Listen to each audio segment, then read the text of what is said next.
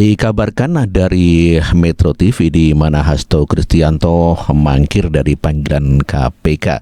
Ya, ketakutan barangkali dan ketakutan apabila nanti akan langsung ditahan.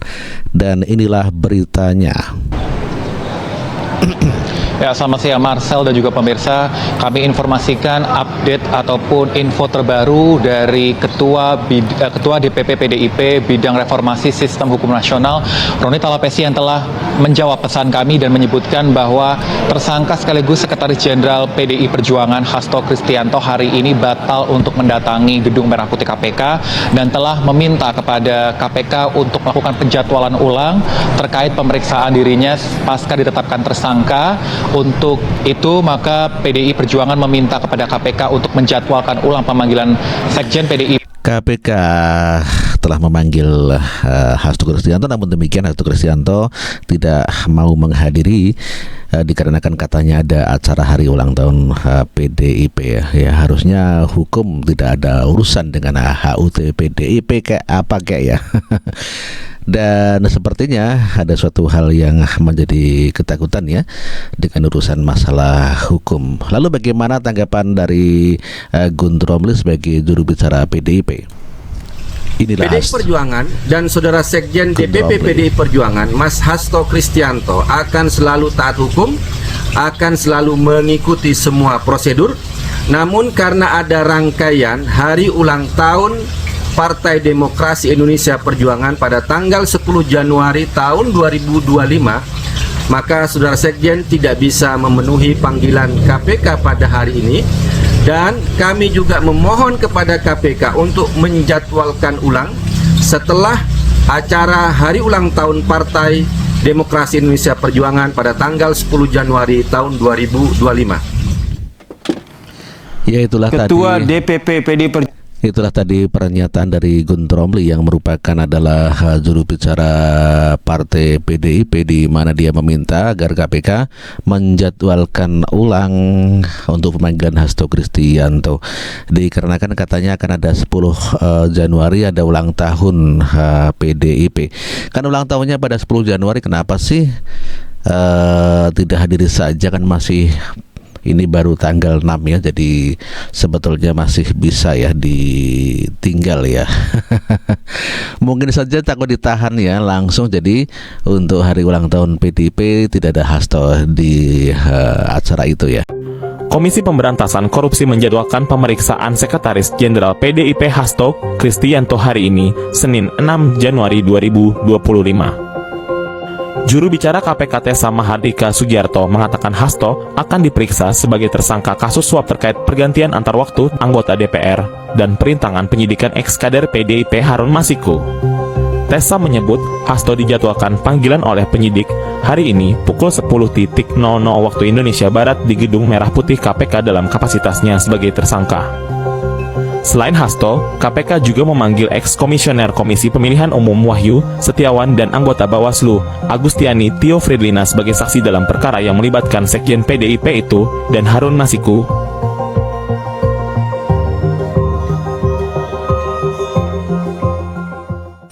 Sebetulnya tahun 2020 yang lalu telah diusulkan agar KPK dijadikan maksudnya Hasto Kristianto dijadikan tersangka begitu ya.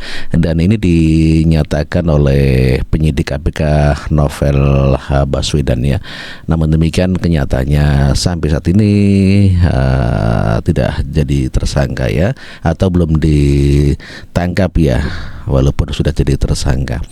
Waktu itu ketua KPK-nya adalah Firly Bahuri. Dan kita dengarkan kabar dari Novel Baswedan ungkap Hasto diusulkan tersangka sejak 2020, tapi pimpinan KPK era Jokowi menghalang-halangi. Masa jadi alat politik? Guys, muncul pertanyaan nih dari penetapan tersangka Hasto. Soalnya kasus sudah diselidiki dari 2019 tapi baru di 2024 jadi tersangka. Nah ternyata Hasto tuh menurut Novel Baswedan, ex penyidik KPK, udah diusulkan tersangka sejak 2020 loh. Tapi waktu itu pimpinan KPK era Jokowi yaitu Firly Bahuri halang-halangi dan kayak ada kepentingan waktu nanganin kasus Harun Masiku. Soalnya ya, menurut Novel, Firly itu juga nggak mau nangkep Harun sejak lama. Padahal bagi Novel, KPK tuh harus bekerja cepat biar nggak menunggu menunjukkan ada kepentingan politik. Kalau lamban kayak gitu, akhirnya muncul asumsi publik kalau KPK ini jadi alat politisasi hukum. Menurut kalian, zaman Jokowi dulu KPK jadi alat politik apa enggak sih guys? Itulah tadi berita mengenai novel novel Baswedan ya maksudnya yang mengakui bahwa sebetulnya untuk Hasto Kristianto telah dijadikan atau diusulkan untuk menjadi tersangka 2020. Sebelumnya Megawati Soekarno Putri juga mengatakan akan membela atau membackup Hasto Kristianto apabila ditangkap oleh KPK. Saya bilang kalau Hasto itu ditangkap saya datang, ya saya nggak bohong. Kenapa? Saya ketua umum, bertanggung jawab kepada warga saya. Dia adalah sekjen saya. Pernyataan Megawati itu harus diletakkan dalam konteks jangan menggunakan hukum sebagai alat untuk menggebuk seseorang. Katakan bahwa ada persoalan hukum, ya itu di atas segala-galanya, harus dilepaskan dari konteks politik. Nah yang kedua, ya nggak masalah, paling ingin bertanya apa yang kemudian membuat Pak Hasto jadi tersangka, siapa kemudian penyidiknya, ngobrol. Kalau disebut mengintervensi, ya harus diakui PDIP hari ini bukan siapa-siapa. Megawati bukan presiden, bukan pejabat yang saya kira banyak orang yang juga tidak mau berkawan dengan PDIP belakangan ini. Setelah kalah dengan Pilpres, ya bisa dicek di pilkada juga dikeroyok. Nah yang ketiga, kan publik tahu lah negara kita ini kan semacam akuarium, semacam rumah kaca. Jadi semua peristiwa politik di lapangan elit, semua peristiwa hukum yang ada di semua lini itu kan terpotret dengan gampang. Kayak Bang Johan kemana-mana ngomong apa persoalan yang sebenarnya terjadi. Sepertinya Mas Yudi juga tahu persis bahwa ini persoalan hukum ada kaitannya dengan politik. Ini ada peristiwa hukum terkait dengan pepecatannya. Saya juga pernah wapres loh.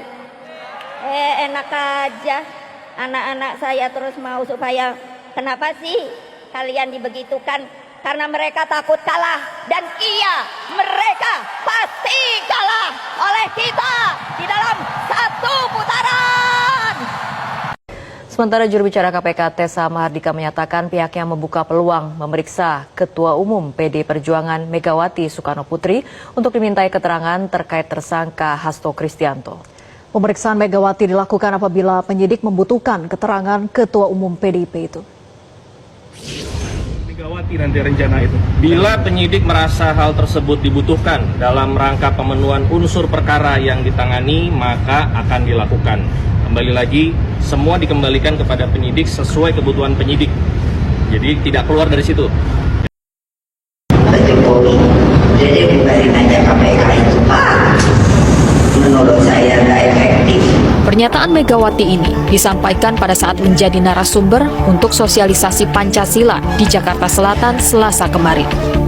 Pada kesempatan ini, Mega menilai kemiskinan masih terjadi karena korupsi dibiarkan. Dia menyentil aparat penegak hukum seperti KPK. Apakah mau bertindak atau tidak memberantas korupsi? Karena kekesalannya itulah, Mega sempat menegur Presiden agar KPK lebih baik dibubarkan saja. KPK di tangan Firly Bahuri saat ini memang memiliki sejumlah pengungkapan kasus. Tapi pada masa Firly pula, penurunan indeks persepsi korupsi terjadi. Nilai IPK turun 14 peringkat dari 96 pada tahun 2021 menjadi 110 pada 2022 dari 180 negara. Jelajahi cara baru mendapatkan informasi. Download Metro TV Extend sekarang.